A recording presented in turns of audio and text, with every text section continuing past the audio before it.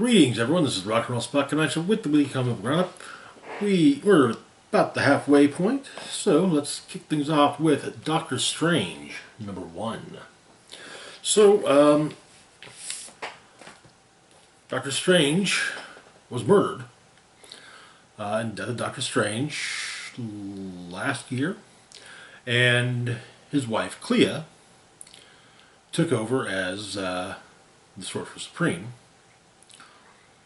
However, over the course of the Strange miniseries, the good doctor was returned to the land of the living. He had made a deal with, if I remember correctly, with death. It was basically kind of he was able to he was, as the huntsman, he was able to basically do tasks for her that, or for Death. I think it's still Mistress Death, but could be mistaken. He was able to do tasks for Death in order to return to life. And he's done so. So,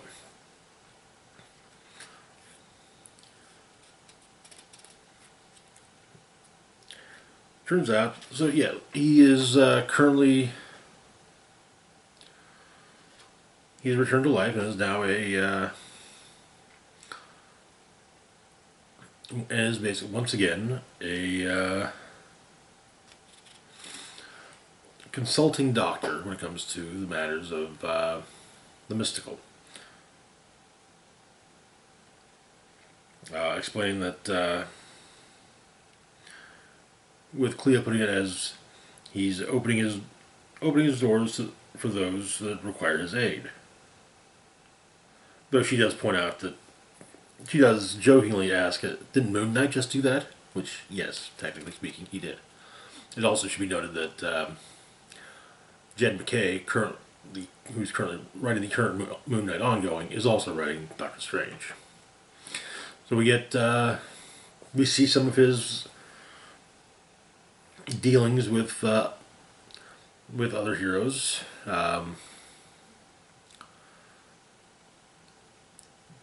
Spider-Man, as well as Mayor Cage, Black Cat, and dealing with others, including Victor Von Doom and Daredevil. So, but him and Clea are seemingly quite happy, but turns out that the UK government has entered into an agreement with the warlord Agamon, Lord of the Purple Dimension. Basically, the refugees of the city Kalamesh, which formerly existed off the coast of Cornwall, or before the island itself was destroyed, are to be deported to Agamon's realm, the portion of the Purple Dimension located in the Gobi Desert. The Stranges arrive,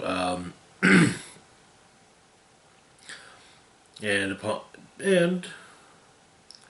basically send the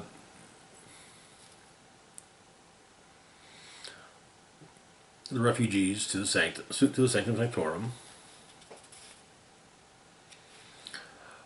They arrive in the Purple Dimension, the portion that exists in the Gobi Desert, and talk with Agamon.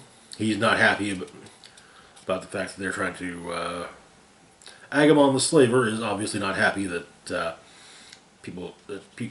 someone would try to take his slaves. And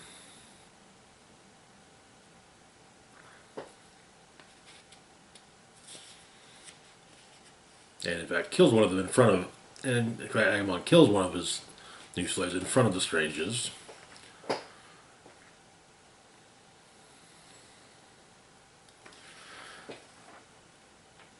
And She-Hulk gives him a call. She's having some issues. But later, Agamon is killed.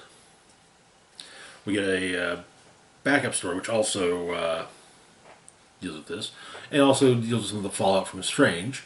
One of the story arcs in Strange was that there was a group called the Blasphemy Cartel, basically a mystically empowered crime syndicate. Turns out they formed after Shield's fall, as Shield did have a mystical what is it? A mystical offshoot known as Wand.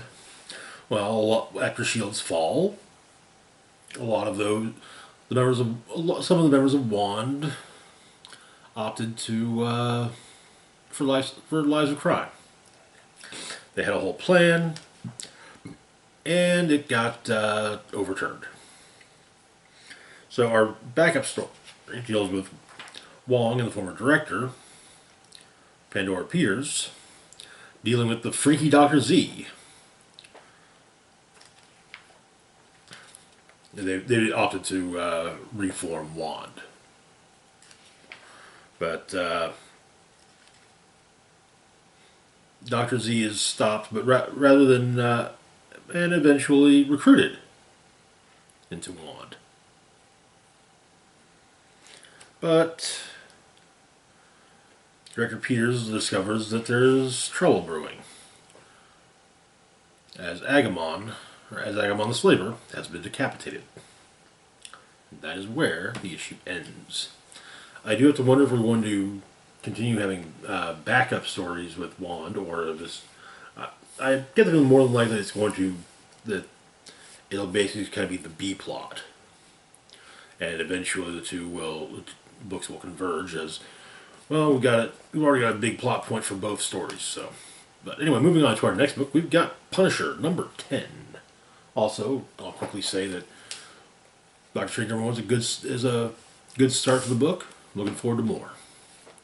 So where we left off, the Punisher, having killed Ares, embraced his powers and strengthened his bond with his resurrected wife, Maria, though the High Priestess was not pleased by this. Also, some of the other heroes have taken notice and are maybe thinking that something needs to be done about Frank. So we begin kind of getting rundowns of what the Punisher's been up to.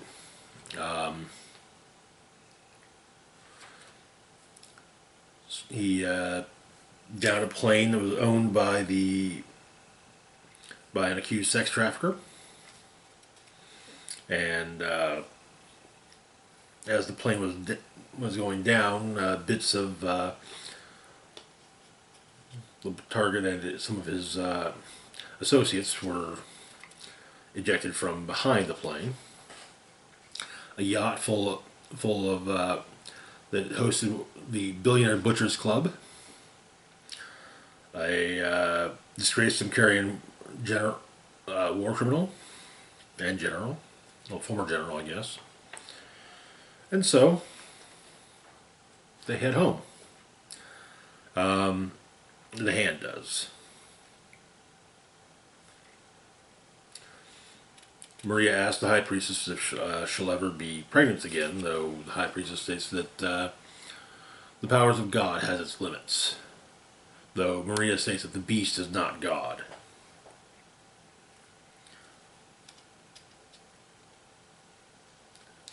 And the High Priestess drops some hints about what Frank's been doing since that day that Frank, Maria, and the kids went to Central Park. We also have a bit of a flashback to the early days of the days before. Actually, well, no, it wouldn't be the days before the kids. Possibly the days before the kids, but the days before Frank Castle definitively became the Punisher. He would often go to executions, as a Marine buddy of his worked at Rikers Island, He managed to get on the guest list so he could watch one time. And then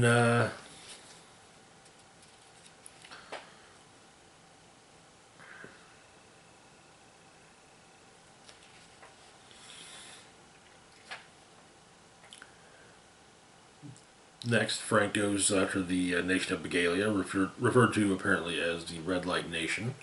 This would be Frank's second time in the country, as I think during Matthew Rosenberg's run, he went there while Zemo was running. And if I remember correctly, Zemo detonated a nuke on the country, but guess they recovered.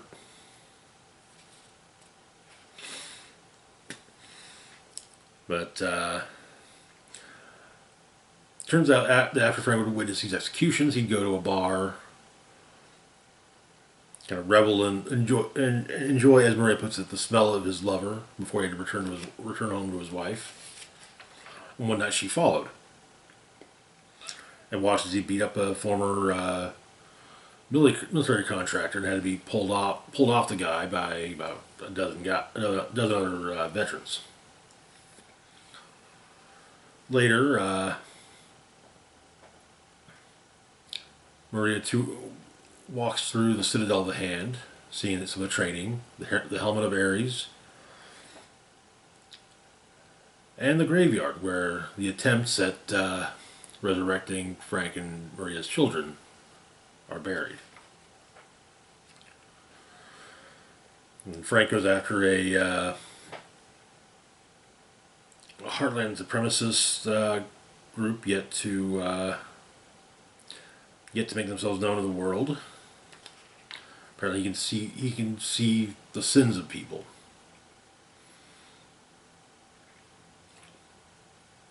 He slices his way through the place and comes upon one of their trainees whose sins are that, and what he sees is not just the sins they've committed, but the sins that live in their hearts, the sins they want to commit. And this kid ends up saying that I've been raised to kill for hate. Someday I hope to. Someday I will. Punisher spares him and asks that the ninjas with him send a message to his wife that he's finished. Or before he leaves, he breaks the blade that he's been carrying, but before leaving, he's stopped by some old occasional allies. Doctor Strange, Wolverine, Moon Knight, Black Widow, and Captain America. And that is where the issue ends. This run is definitely getting interesting. I'm figuring that soon enough, likely, as this is being referred to as being book 2, part 4, I assume that after,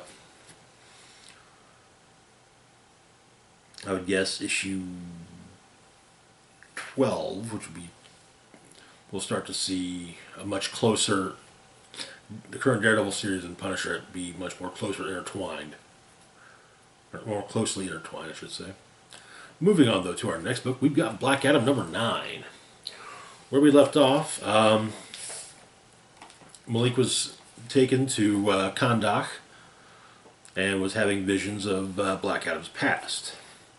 Sitting with Malik is Theo Adam, Black Adam in his mortal form. So throughout the issue, he's telling stories of what actually occurred in his past. Largely, events that appear to take place in what would I think to be probably the 25th and 24th centuries BC. But apparently, Adam's whole thing was justice or death. Theo adding it was a cool slogan. Mighty Adam was pretty bad at semantics, confusing justice with vengeance. Adding that he believed that if he just killed enough of the right people, he could buy back his humanity. He stated that he served 22 pharaohs before murdering the 23rd and declaring himself pharaoh. But Malik's friend Jasmine appears with the ring that Malik gave, or was given by Adam. So I think that perhaps what's happening with Malik may be withdrawals from not wearing a ring. And some of the gods that were basically breathed into existence by Adam centuries ago, or millennia ago actually, are in Washington, D.C., meeting. War, love, and, well, gods. And gods has been introduced to Thin Mints, which he finds to be marvelous.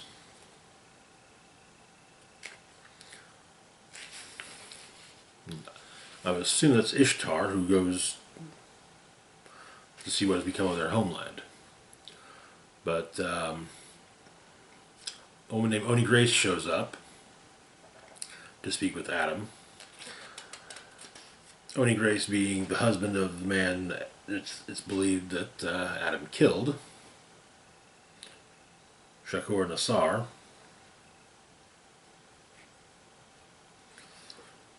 And it does appear she's done well in turning the people of Kahndaq against Theo Adam. But eventually, after becoming pharaoh, Adam attempted to relinquish his power, which led him to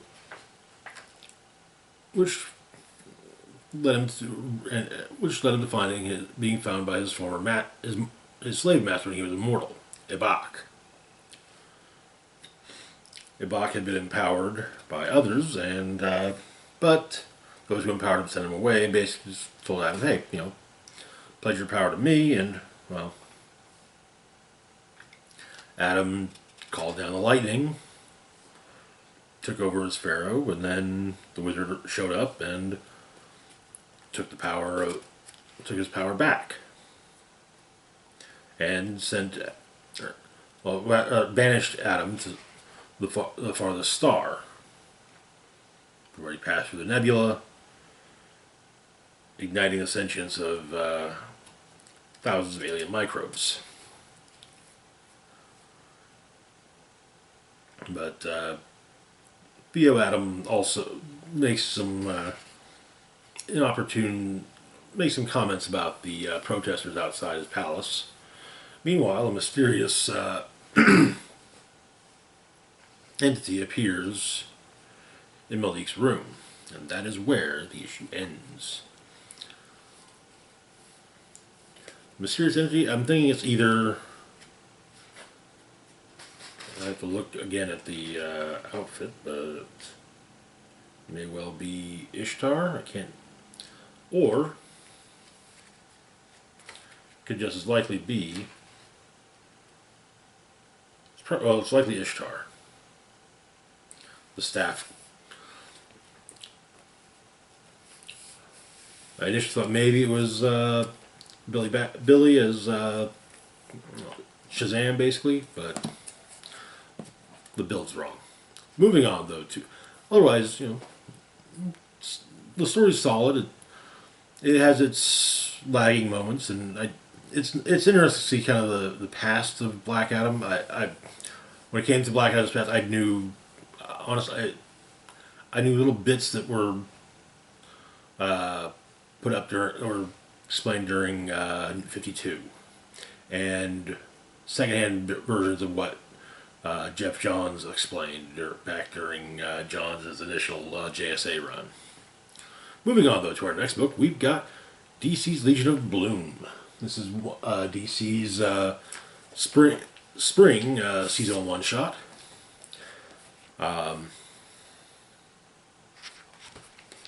So we've got a handful of stories. We've got a Poison Ivy story, a Batman story, a Blue Beetle story, Titans West, Swamp Thing and the Flash, Captain Carrot, Wonder Woman and Siggy, and Superman. So the Poison Ivy story, Ivy reflects on her childhood, her mother telling her, scolding her for her lack of patience, and in the story's present, which would be during Ivy's, how exactly to put it? I would say probably likely her earlier criminal days. She had power, but not the power that she has now currently. But she worked for a while at a florist, and upon seeing her employer being shaken down by the Maroney family, well, she took some revenge, got found out, and left.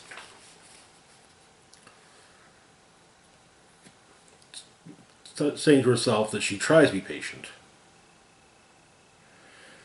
but she'd be a bad gardener if she didn't remove a few weeds first. Our Batman story, Batman discovers a human foot growing like a gnarled root from a sandstone substrate. Discovering the rest of the body seemingly grown at the top of the roof of a building. Investigating, he finds DNA that appears to be that of Jason Woodrue, the Floronic Man. Batman goes to talk to him in presumably Arkham, but it's not actually Woodrue. It's basically a drone, and Batman's able to find the real Woodrue. Batman is briefly pricked by a thorn, and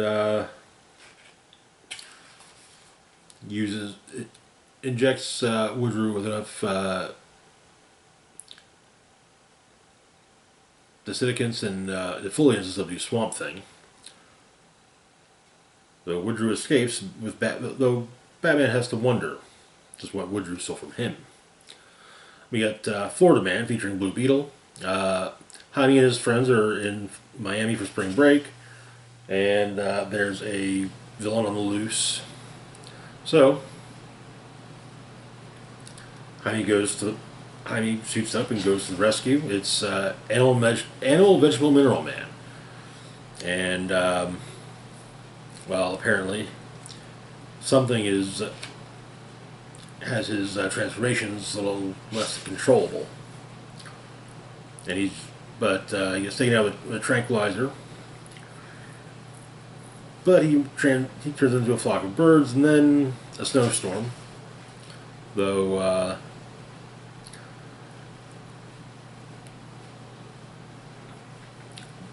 Blue Beetle's armor is able to replicate the weapon that was used to last take down Floronic Man, and all is well that ends well.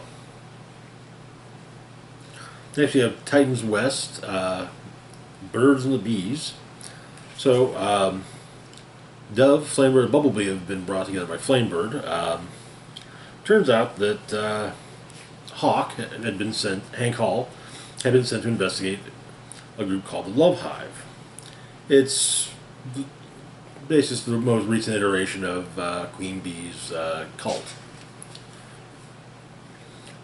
Hank tries to recruit the rest of the other three Titans, but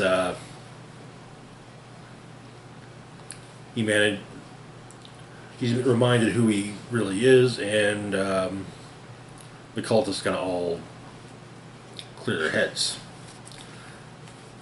Next up, we've got Swamp Thing and the Flash in Monsters.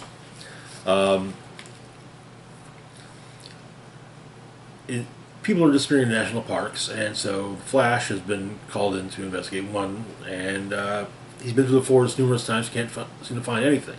So, he called in Swamp Thing. Apparently the trees know of shadows that go after the campers. It's an emissary. It's an emissary of the Red. Um,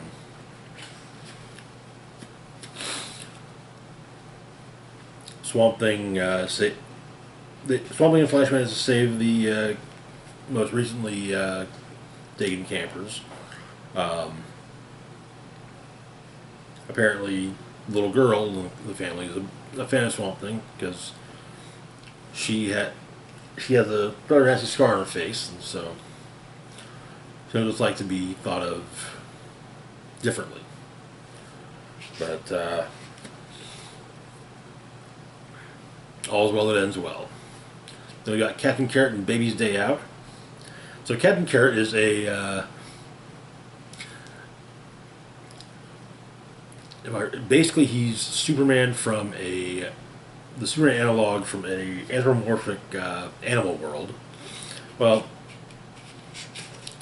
his wife's going out, so he's got to watch the kids.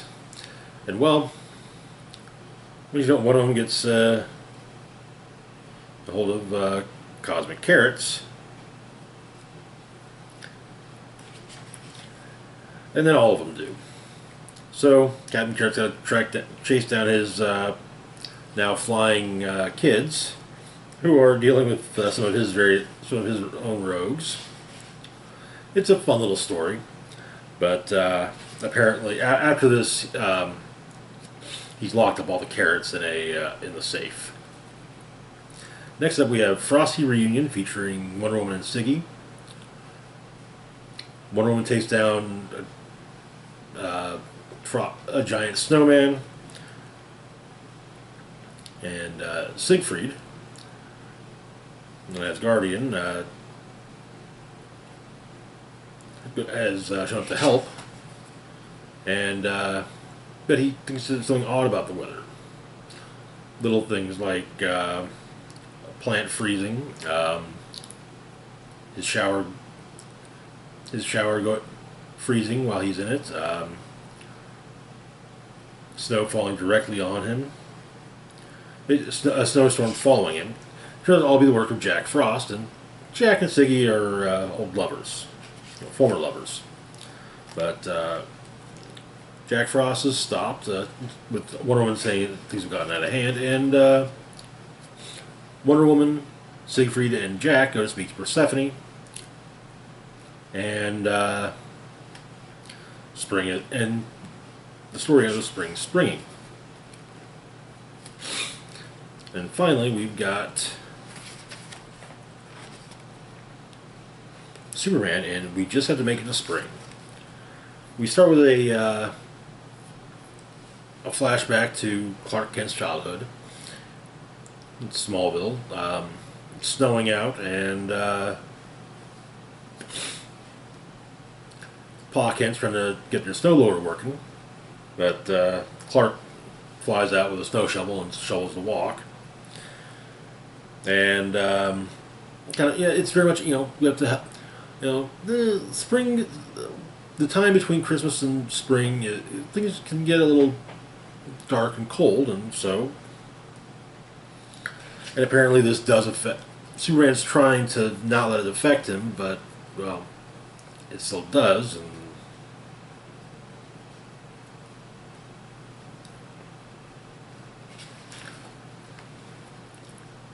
But he's trying to do as much as he can to help. So Superman Revenge Squad, I guess, but his temper's he's having some temper issues. Getting on to Booster and Beetle for wanting to meet Chibi, Booster and Beetle, and very nearly beating Lex Luthor to death in an attack on the Superman Revenge Squad, but managing to pull himself back.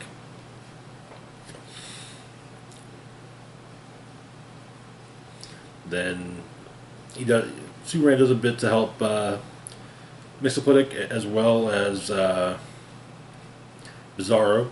Turns out also that these kind of winter doldrums used to, have affected Clark for a while, and there'd be times when he'd go out as Superman and come back with his clothes on backwards. But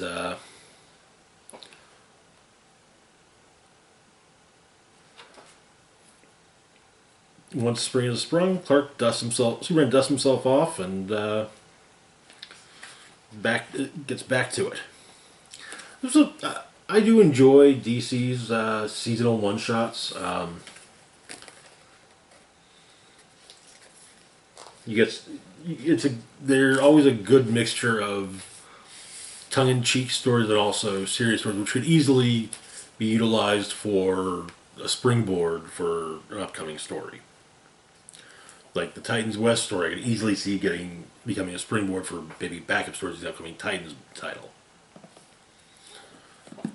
So yeah, but yeah, Legion of Bloom, like I said, no exception. It's fun little short stories, and fun and or good short stories. So good times. Moving on though to our last book for the moment, we've got DCeased, War of the Undead Gods, number 7.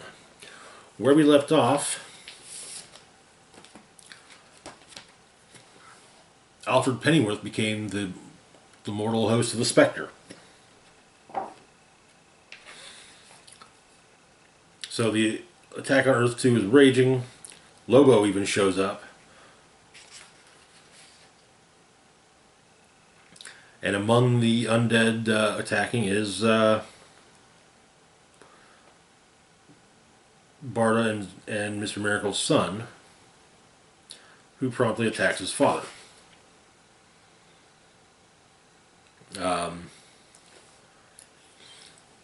One of the first things that Alfred did as the Spectre was kill Highfather after Highfather attacked Damien, who is starting to change.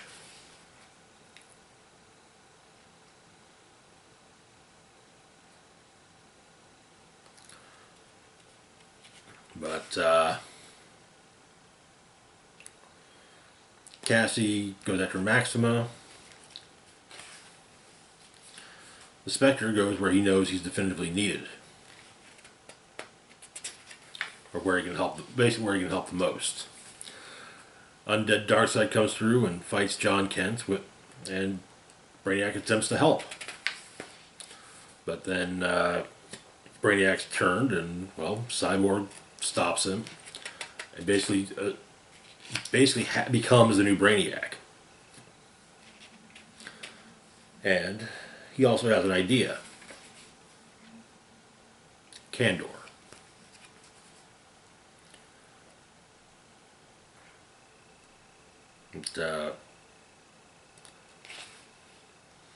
Warworld shows up, about to fire a laser right at Earth 2, but John Kent takes the hit, saving the planet. And as he does so, the citizens of Kandor are released, return to their full size. An army of Kryptonians. Meanwhile, Alfred goes to Earth and gets all the vials of the cure for everything, and saves Damien. Then Lobo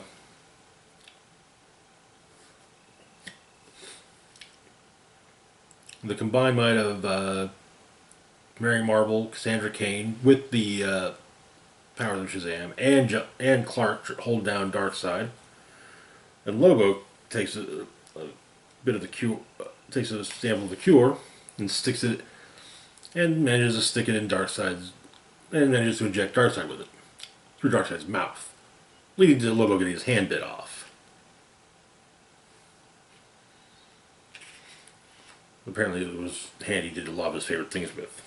But Darkseid recovers,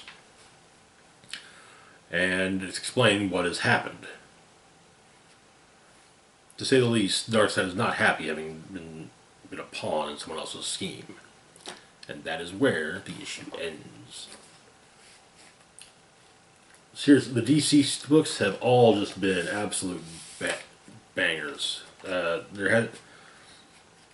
It's been just a great run. And it's like, I understand that it's gonna have. It does need to have a definitive end, but I'm gonna be sad when it does. I almost look forward to those coming out on a regular. But anyway, that's going to do it for now. As always, feel free to like, share, and subscribe. Links to my Facebook, Twitter, Patreon, and PayPal can be found in the description box down below. This is Rock and Roll Spock signing off saying, live long and rock hard.